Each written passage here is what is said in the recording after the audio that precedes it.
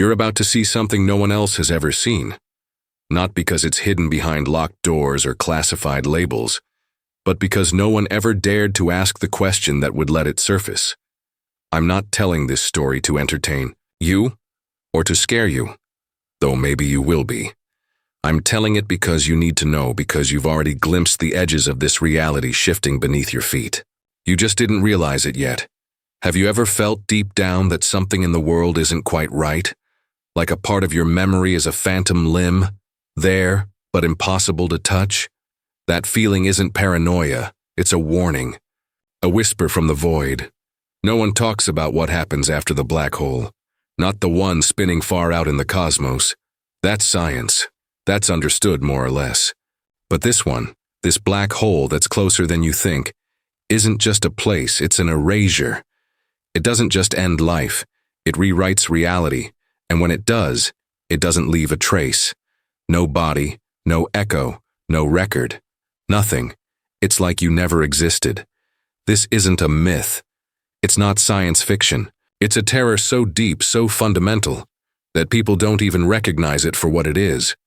The slow, creeping disappearance of those who brushed up against the impossible and were wiped clean from history, memory, and even the fabric of time. I'm sharing this with you now because I was there.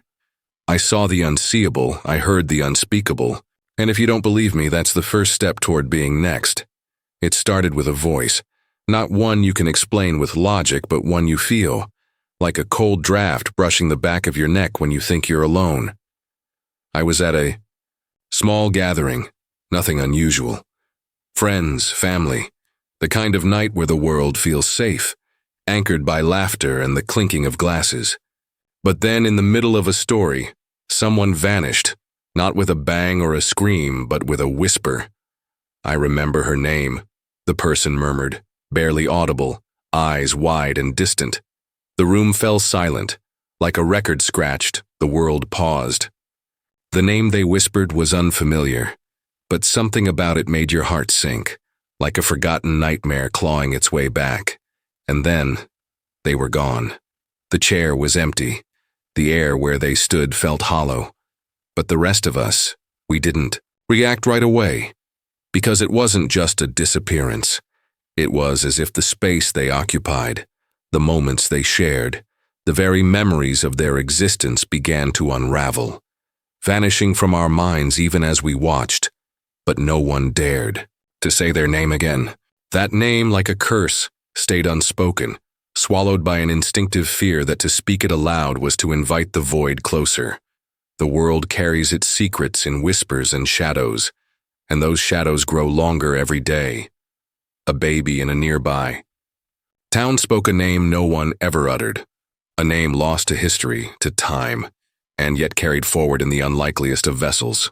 The parents brushed it off as coincidence, but anyone who listens carefully can hear the universe humming with the tension of something waiting to break free. A grandmother's voice crackled through a phone, decades after she passed. Not a recording, not a call scheduled in the past. A live voice calling from beyond the veil of death to warn of the black hole's hunger. All of these threads tie into the same truth. This black hole is not just out there, in the dark reaches of space, devouring stars. It is here, weaving itself into our lives, erasing our history one forgotten name at a time. Have you ever wondered what it would mean to be forgotten? Not just by people, but by the very universe that remembers all. Imagine being wiped so completely that your existence becomes a blank space. No footprints, no reflections, no echo left behind.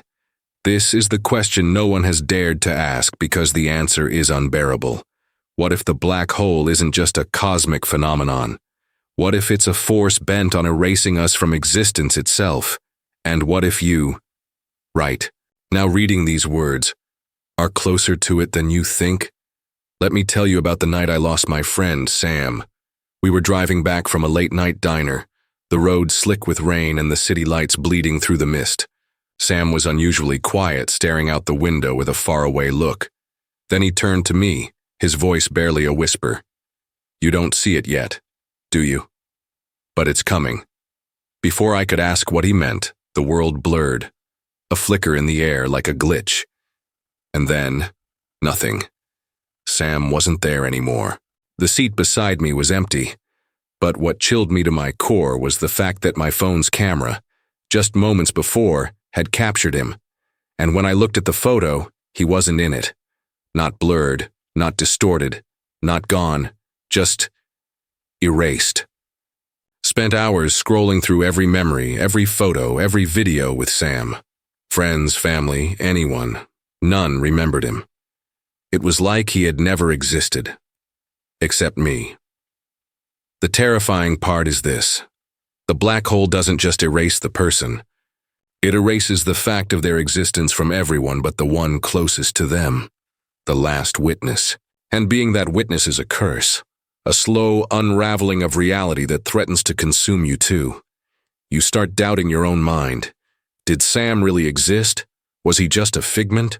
The more you try to convince others, the more isolated you become, and yet, if you don't keep his memory alive, the black hole pulls harder, trying to erase you too. This is why you're reading this. Because you stumbled on this forbidden truth, this file hidden in plain sight. You're not supposed to see this, but now that you have, you'll never look at the world the same way again. There are clues all around us, faces in crowds that disappear, from memory, names that slip away like water through fingers, voices that echo with a timbre no one else hears. And if you listen closely, you can hear the black hole calling, the final question, the one no one wants to confront. What happens when the black hole comes for you? Because it will, and when it does, it won't just kill you. It will erase you so completely that the only proof you ever existed will be this moment, this secret that you now hold, like a fragile flame against the crushing void. But I can't tell you how to survive it. No one can. The rules are unknown. The patterns are chaotic. The only thing we know is that once you're marked, the world begins to forget. I'm still marked. And now, it's starting again. Last night, as I sat alone in this dark room, my phone rang. There was no number, no caller ID. When I answered, I heard a voice I knew, Sam's voice. Clear, desperate, whispering a single word, a word no one else has ever heard. And then the line went dead. Now the lights are flickering, and I'm not sure how much longer this reality will hold, because the black hole is coming back for me. What will you do when it comes for you? Because there's no running from a black hole that erases your entire existence. And once it's here, there's no telling what might disappear next. The screen goes dark, the silence is deafening, and then, the whisper, remember me. The whisper hung in the silence like smoke. Remember me. It wasn't just a voice, not just Sam's voice on a deadline. It was a fracture, a splinter in the fragile glass of my reality that shattered everything I thought I knew. But, as the echoes faded, as the screen went black, a creeping doubt began to take root. Was it really him? Or was I unraveling in a way I couldn't stop, caught somewhere between madness and something far darker? I stared into the darkness, trying to will the whisper back, but it slipped through my mind like sand. Always there, but just out of reach. My phone buzzed. Another notification, but this one wasn't from an app. No message, just a file, an audio recording. I played it. At first it was nothing but static, a low, grinding hum beneath the surface. But then, buried in the noise, a voice, mine? No, not quite.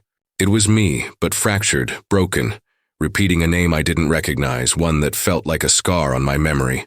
I paused the recording. My heart pounded, but it wasn't fear. It was confusion. How did I record this? When? And why did the voice sound so detached, like a stranger speaking through my own skin? My hands shook as I played it again, searching for something, anything that could ground me. But the audio glitched, stuttering, skipping parts like it was being erased in real time, leaving behind a trail of silence where words once lived. And then I realized there were gaps in my own memory, moments from days ago I couldn't place, faces I should have known but that dissolved into shadows when I tried to remember. Even Sam. Had he really existed? Or was he a ghost conjured by my own mind as it fought to hold on to something, anything real? That's when she appeared. Her name was Evelyn. She showed up at my door unannounced, eyes wide, a fragile smile on her lips that didn't quite reach her eyes. She said she was a friend of Sam's, but there was something off about the way she spoke, like she was reciting lines from a script she barely understood. She said she wanted to help me remember, to find the truth behind what no one tells you, the truth about the black hole, about erasure, about the things they don't want you to remember. But every time I looked at her, a flicker of doubt tore through me. Was she really here to help? Or was she another piece of the puzzle I didn't want to see, a distortion in the edges of my unraveling mind? She brought tapes, old recordings Sam supposedly made before he disappeared. But the tapes were fragmented, their audio warping, voices overlapping, contradicting the story I held onto so tightly. Sometimes it was Sam warning me. Other times it was my own voice begging for release, begging to be forgotten. It felt like the tapes were alive, twisting. The truth with every playback, feeding the paranoia that had taken root deep inside me. Evelyn's presence blurred the line further. She insisted I wasn't losing my mind, that what I was experiencing was part of a larger, real, unsolved mystery. That the black hole wasn't just a cosmic event, but a creeping force unraveling us all. Yet, when I questioned her, her answers slipped away like smoke, leaving me with more questions than comfort. Her face, once warm, would sometimes flash with something colder, more calculating. I began to wonder if she was a real person, or a manifestation of my fractured psyche. Nights grew longer, the shadows in my room stretching and bending at the edges of my vision. The quiet moments were filled with the sound of static whispers, faint, unintelligible, yet somehow urgent. The recordings on my phone multiplied overnight, files I didn't remember saving, each one erasing parts of my certainty about what was real and what was imagined.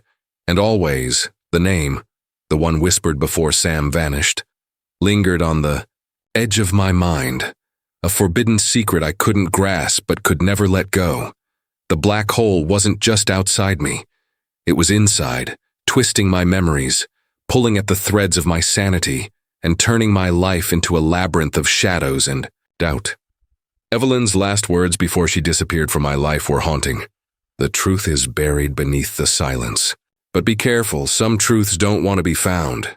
And now, as I sit here, alone with the flickering light and the growing darkness, I'm not sure what's left to believe. Because what they don't want you to remember is this. Sometimes, the real horror isn't what erases you, but what tries to replace you in the void. And if you're listening, maybe you're already part of it. I thought I had it. The key, the answer hidden in the tangled web of whispers and shadows. It was a moment so brief, so fragile, that when it bloomed inside my mind, it felt like the sun breaking through years of storm clouds. The tapes, the voices, Evelyn's cryptic clues, they all converged on a single name, a place, a moment frozen in time that echoed with terrifying clarity. A file buried deep inside an old archive, a journal entry from decades ago, a faded photograph that showed a smiling child staring straight into the lens, eyes too knowing for their age. The black hole, I realized, wasn't just a cosmic enigma. It was a repeating pattern, a cycle of erasure that had been seeded in my past long before I ever heard the word. This was the hidden truth, the memory glitch they didn't want me to find. Proof that what was happening now was a resurrection of something ancient and personal, something that had already devoured pieces of my family's history in silence and shadows. For a fleeting heartbeat, I felt a surge of triumph. The mystery uncovered, the darkness pulling away, revealing the fragile contours of a long-buried trauma. I remembered now, the night my sister vanished without a trace, the night I was told she simply ran away, the look on my mother's face when she wouldn't speak about it, the smell of burnt wood and rain that hung in the air like a shroud. The same whisper, "Remember me," haunted that night too, a ghostly echo that I had shoved deep beneath layers of denial. This wasn't new. It was a loop, a glitch in the timeline, a cruel repetition of a loss so profound it reshaped everything I thought I knew about who I was and where I came from. The pieces seemed to fit, the puzzle almost complete, but then the detail surfaced, small, almost invisible at first, like a scratch on a mirror reflecting a fractured image. The photograph I had trusted, the journal entry I had clung to, the archival file that held the so-called truth, all bore the same subtle mark. A symbol carved into the wood of the picture frame, etched in the margins of the pages, an insignia no one had mentioned before. It was an ominous sigil, ancient and indecipherable, yet disturbingly familiar, as if it had been etched into the very fabric of my reality from the beginning. The weight of that single mark crushed the fragile hope I had built. The truth I thought I uncovered was just another layer of the lie. That's when I realized something far more dangerous was watching, waiting patiently in the shadows of my mind and my memories. It wasn't a person or a thing I could point to. It was a presence, psychological gravity that bent time and perception, folding reality in on itself until nothing was certain. It had been there all along, lurking beneath the surface of every forgotten detail, every erased moment. This force, this unseen observer, had orchestrated the vanishings, the whispers, the audio glitches, the missing memories. It thrived on the fractured psyches left in its wake, feeding on the fear and confusion it created. You could never outrun it. It wasn't bound by space or time. It was woven into the very essence of what made me human. And in that moment, the past and present collapsed together with a terrifying clarity. I saw the pattern, my sister's disappearance, Sam's vanishing, my own crumbling sanity, and understood the cruel truth. The black hole wasn't just swallowing bodies, it was devouring identities, erasing souls, rewriting the story of those caught in its pull until even their existence became a ghostly question mark. The danger wasn't outside me, it was inside, and I was the next chapter being written, the next voice on the tape that might soon dissolve into static. But here's the twist that shattered everything again. The photograph, the journal, the archival file. They weren't just found in the dusty past. I had placed them there. I had recorded that tape. I had whispered that name in the dark. The memories I thought recovered were not memories at all, but manufactured fragments of a mind desperate to find meaning in the void. The black hole didn't just erase existence. It rewrote it. And if the pieces of my story could be so easily rearranged, so cruelly fabricated, then what else was a lie? What else had I been convinced to believe? This wasn't just a mystery uncovered. It was a mirror held up to the deepest recesses of my mind, forcing me to re-watch, re-examine, and question every moment that brought me here. You're not crazy. They lied to you. And now, with everything unraveling, you have to ask yourself, how much of what you saw, heard, or believed was ever real? Or are you trapped in the same black hole, lost inside a story that has no ending, only echoes fading into silence? They were never just watching me. I didn't understand that at first, not fully. The unraveling felt so personal, so precisely, tailored to my fears and scars that I assumed I was alone inside it.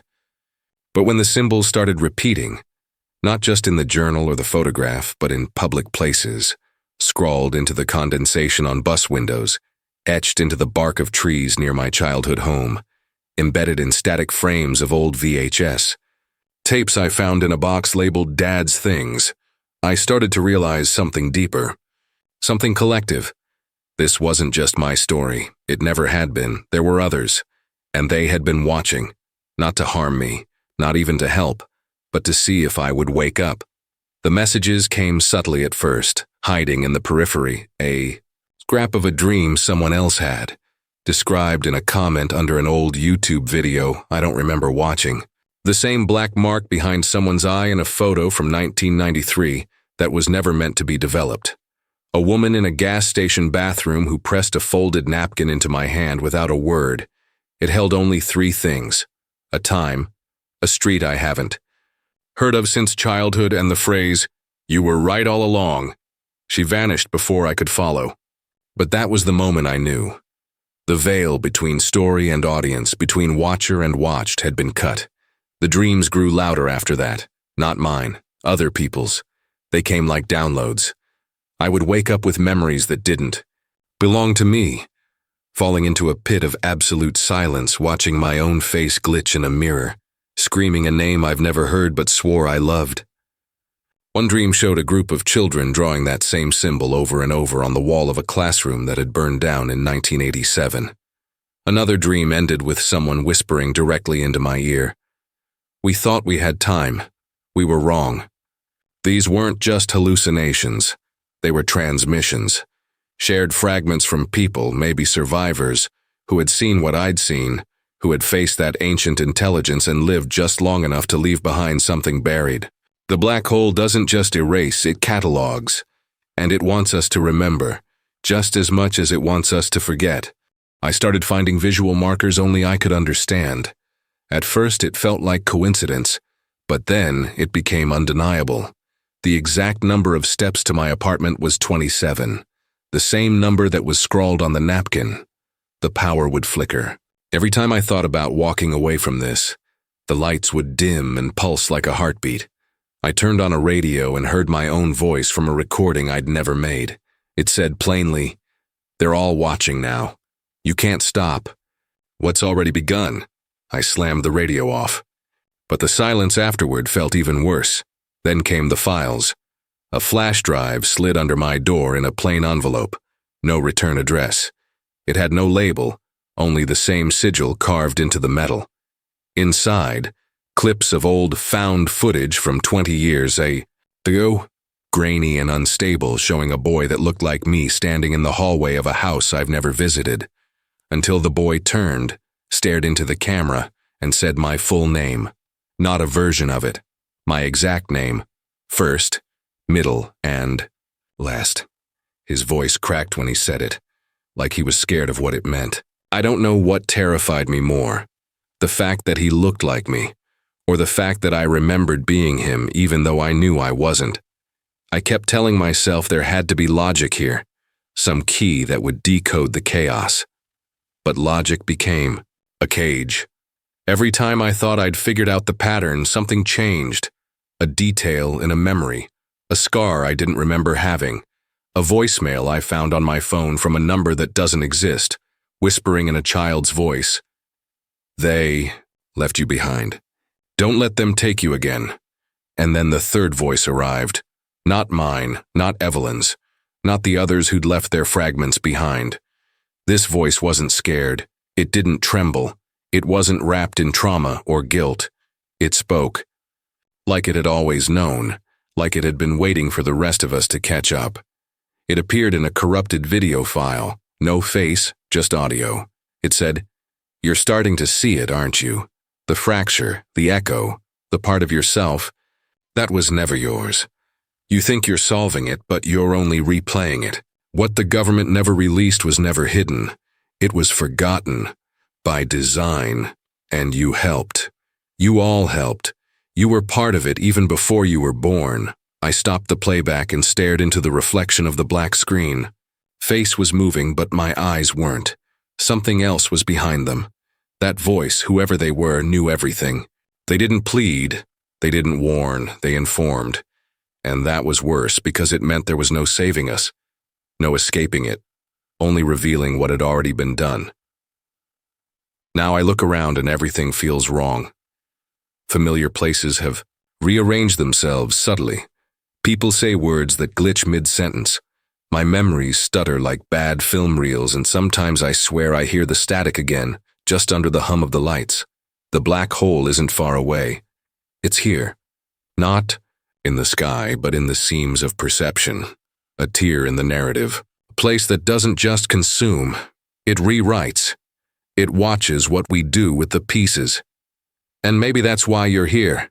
Because now you've seen it too. And you can't unsee it.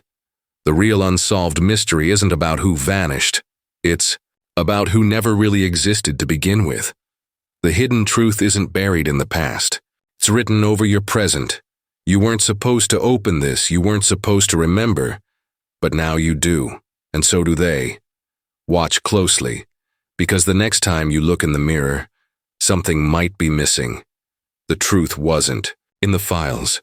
It wasn't in the footage or the dreams or even the voices, though they all led me here. The truth was simpler, so much simpler, it almost broke me. It was this. I asked for it, not directly, not out loud, but in the quiet way we all do, when grief settles in our bones and we crave a reason, when a memory slips through our fingers and we're afraid it never really happened, when we lose someone we love and whisper into the dark, "Where did you go?" That asking, it opens something. It tears a small slit in the fabric of our lives and something answers. But what it gives you isn't comfort. It's a mirror you can't look away from, a mirror that doesn't show you who you are, but what you forgot to become. I remember now. It came back to me in the strangest way, through a photo I didn't recognize, tucked inside a children's book I found in the attic of my mother's house. A photo of me, much younger, standing next to a girl whose face was burned out by time or by something else. The caption on the back, "We told him she wasn't real. He believed us." I dropped it. I screamed, not because of fear, because I knew that face, I loved her, and they had erased her. They didn't just erase her, they erased us. The black hole doesn't just delete, it edits, rewrites, rearranges, and it's not in the sky. It's not cosmic. It's in the choices we make to survive our own minds. Every time we deny pain, every time we turn away from what hurts, something slips through, and it feeds. The black hole feeds on denial. That was the moment I realized I could remember everything, or forget it all again. But I had to choose, not with my words, with my belief. Do I let her stay gone? Do I keep pretending I never heard the whispers, never saw the signs, never followed the path that was carved for me before I was born? Or do I remember her? Remember me as I was before they taught me to forget? I sat in that attic for hours, maybe days, watching the dust move like static in the air, listening to the silence that felt so loud it cracked something in me. I cried for a version of myself that had been buried. I grieved for the memories that would never come back whole. I forgave no one, because there was no one to forgive, only the truth. And the truth, it was never lost. It was waiting. That's what this all was. The vanishing, the voices, the impossible images. They weren't curses. They were calls, gentle, brutal reminders. That reality is thin, and we are always one thought away from remembering what we swore to forget. And now, the final choice, I can step away. Let the curtain fall again. Be normal. Be numb, or I can speak it aloud. And if you're still watching, maybe you already know which one I chose, because some part of you has been watching this unfold like a memory you can't place, like a nightmare that feels too detailed, too personal to be fiction. Maybe it's because you were there, or maybe it's because you were the one who forgot. Either way, you're here now, and that means it's happening again. You're not crazy. They lied to you. We all lied to survive, but now you remember too, don't you? The silence isn't empty. It's full of everything we've tried not to feel, everything we were too afraid to know. And somewhere in that silence, a voice still waits. Yours, mine, hers, saying, "Come home, before it's too late." Thank you for watching. Don't forget to like, share, and subscribe for stories you were never meant to hear. Until next time, remember, some truths don't want to be found.